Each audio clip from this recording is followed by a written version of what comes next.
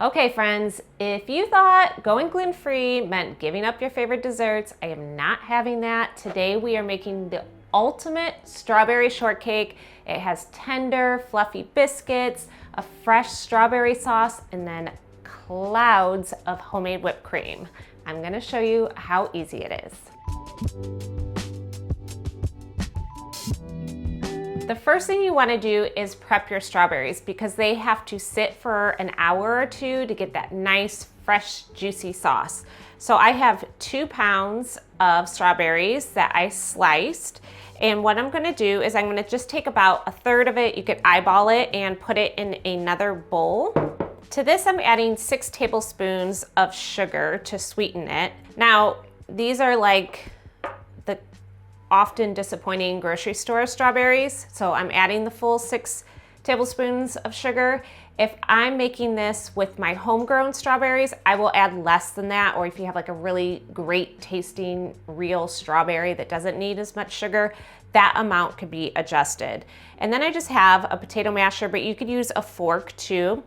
And I'm just going to like pulverize this, mash it up as much as you can. Now this seems like a ton of sugar, but what it does, it macerates the strawberries, so it sits with the strawberries and kind of extracts the juices from it. So it's almost making like a strawberry syrup, a no-cook strawberry syrup.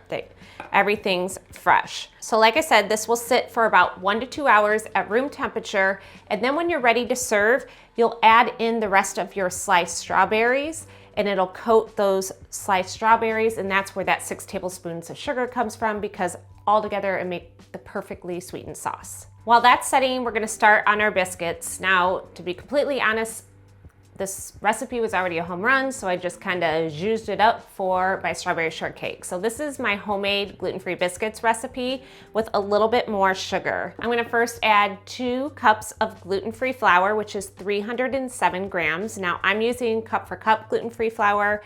I like how the cornstarch in it kind of takes out that gritty texture that you often have. But if you're using another gluten-free flour, that works as well too. Then I have 2 tablespoons of sugar just to make it a little bit sweeter. And then 4 tablespoons of baking powder, a 1/2 teaspoon of salt, and then 1/4 teaspoon of baking soda. And then just whisk together those dry ingredients. To this, I'm adding 3 tablespoons of chilled cubed butter, which is 42 grams. And I'm just going to cut that in. And you'll notice like normal biscuits have a lot more butter, but I will get to that why we do less for gluten-free biscuits. This is a pastry blender. It just cuts the butter in. If you do not have this, that's totally fine. You could use a fork, or you could kind of just use your fingers to knead it in as well. And I'm gonna keep cutting the butter in until it's almost all like a dry, sandy texture. Okay, so the butter is uniformly mixed in. You're looking for there's no big clumps. Everything's kind of evenly dispersed. So I'm gonna set this aside and we're gonna mix together our liquid ingredients. All right, for the liquid ingredients for the biscuits, I have 3/4 cup of plain whole milk yogurt, which is 184 grams. And the reason why I like to use yogurt than all milk is because it adds less liquid, which if you add more liquid, that's what gives you that gummy texture in biscuits. So this will help coat the gluten-free starches without adding a lot of liquid. However, since Cup for Cup has changed their formula, I found that the biscuits have been a little drier.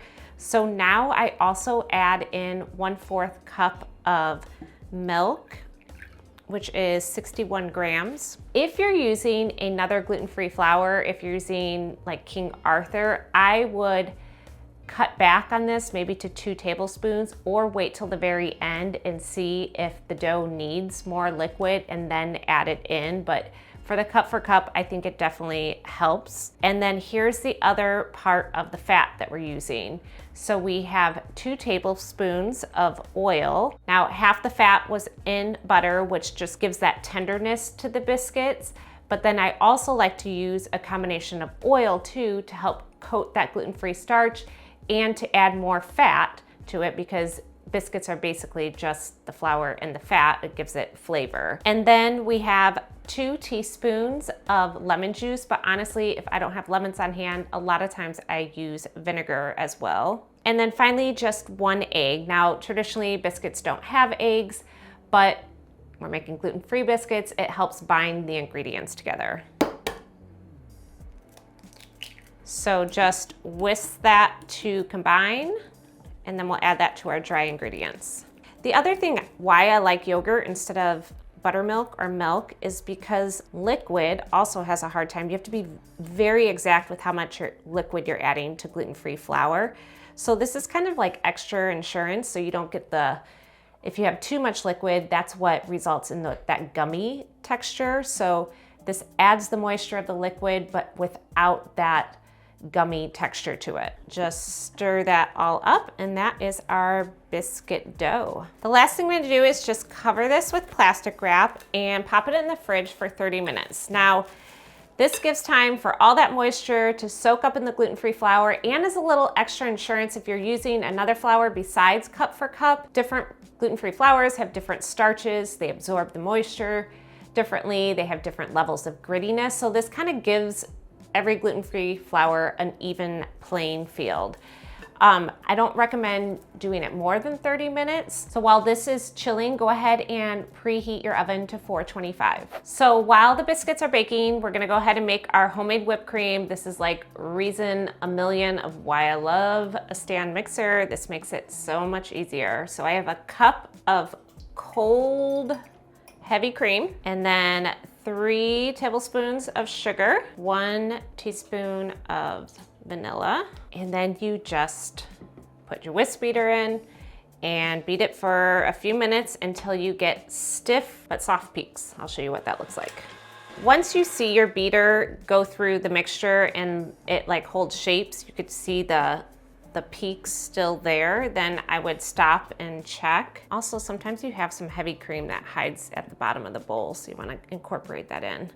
But this is what you're looking for. So it's not stiff like a meringue, but it still holds its shape. If you wanna make this ahead of time, that's totally fine. You can put this in an airtight container and put it in the fridge for, I would say up to like 6 hours it's good for. I don't recommend the day before, because what will happen is the heavy cream will start to settle at the bottom of the bowl, but you can also just remix it too. So say you have leftover whipped cream, you could remix it. And then the other ultimate make ahead hack is you can pipe this on parchment paper and freeze different mounds, so then you can thaw it in the refrigerator and just have your made ahead whipped cream. So our dough has been chilling for 30 minutes, and now I'm ready to put it on the baking sheets. This is really easy. You don't need to roll the dough or cut the dough with a biscuit cutter. I'm using an easy drop biscuit method. You'll notice that I have 2 baking sheets stacked up, and the reason why I do this is because it cooks at a higher oven. And I also want to extend the baking time. Since we're baking gluten-free biscuits, I feel like a longer baking time just gives extra time for that moisture to evaporate. So the double baking sheet protects the bottoms while everything cooks through. To scoop them, I have 1/3 of a cup measuring cup that I just sprayed with nonstick cooking spray. And then I'm going to scoop some of the batter till you have like a level-ish amount, and then just drop it onto your baking sheet. And go ahead and do that until you have all the batter scooped out, and then we could kind of shape the biscuits. So once you scoop everything, you should have about 7 biscuits, and at this point, I just kind of maybe shape them a little bit so they're nice and round. And when you're baking the biscuits, it's better to have them closer together. So it's about 1 inch of a space between each one. And the reason why I do that is because then it traps the steam in between them and makes them even more tender. The last thing I'm gonna do, and this is, honestly, this is optional, but why not? I have a little bit more heavy cream, and I'm just brushing some all over the biscuits. I have some coarse ground sugar, it's called sanding sugar, that I'm gonna sprinkle on top. And the heavy cream just helps that stick as well. And then I'm putting this in my 425-degree oven.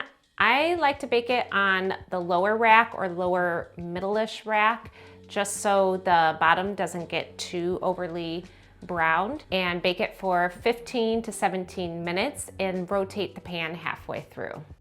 All right, so we are finally ready to assemble everything. Let's get all the good parts together into one even greater part. So I have my macerated strawberries that have sat for now probably a couple of hours, and you'll notice it's a lot more liquidy, which is totally fine. We are going to add that to our fresh sliced strawberries. Now, if you want to do this ahead of time, this syrup can be stored separately in the fridge for up to a couple days before you add it to the fresh strawberries. And then just stir that to combine. You want that extra juice in it because that is the best part. Like, that juice soaks into the shortcake biscuit and flavors it.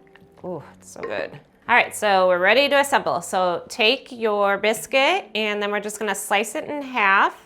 And then I like to put a little bit of whipped cream on the bottom, add some of these strawberries on top, then, because why not, add more whipped cream on top of that, top it with your biscuit. It's gonna be messy, but that's the greatness of this. And if you wanna be super fancy, you could add a little bit of whipped cream on top, and then bonus cherry. This is the dessert I look forward to all year. I cannot wait until my homegrown strawberries come in. It's like the messiest dessert in the best way. Yum, yum, yum, yum, yum. It makes even these store-bought strawberries taste amazing. What I'll do a lot of times is I will make the biscuits and I'll cool them completely and wrap them up in plastic wrap and freeze them. So when I do get some great strawberries, then I can just take them out of my freezer, warm them up a bit, and have fresh homemade strawberry shortcake anytime I want. Thank you so much for watching. You can find the full printable recipe below, and I will see you in the next video.